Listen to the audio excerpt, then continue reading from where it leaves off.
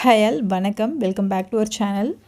இங்கே பிரியாணி செய்கிறதுக்காக ஒரு பாத்திரம் வச்சுட்டு அதில் வந்து எண்ணெய் விட்டுட்டு ஒரு இஞ்சி பூண்டு பேஸ்ட் வந்து ஒரு ஸ்பூன் அளவு சேர்த்துருக்கேன். அதுக்கப்புறம் வந்து கொத்தமல்லி, புதினா, பச்சை மிளகாய் இதையும் சேர்த்துக்கோங்க. இது ஒரு வதக்கிட்டு சாப் பண்ணி வச்சுருக்க வெஜிடபிள்ஸ் வந்து உங்களோட ஆப்ஷன்.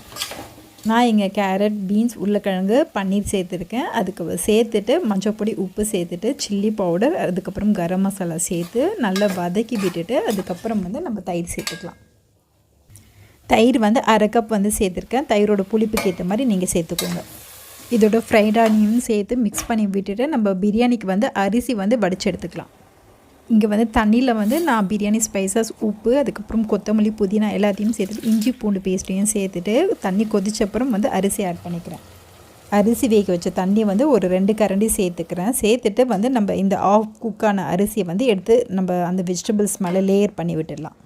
இதுக்கு மேலே வந்து ஃப்ரைட் ஆனியன், பிரியாணி மசாலா, கொத்தமல்லி இது எல்லாத்தையுமே வந்து ஸ்ப்ரெட் பண்ணி விட்டுட்டு நம்ம தம் போட்டு விட்டுடலாம். இங்கே சுடு தண்ணியில் மஞ்சள் பொடி போட்டு அந்த தண்ணியும் மேலே வந்து கொஞ்சம் ஊற்றி விட்டுட்டு கீயும் போட்டுக்கோங்க. அதுக்கப்புறம் வந்து தம் வச்சிடுங்க.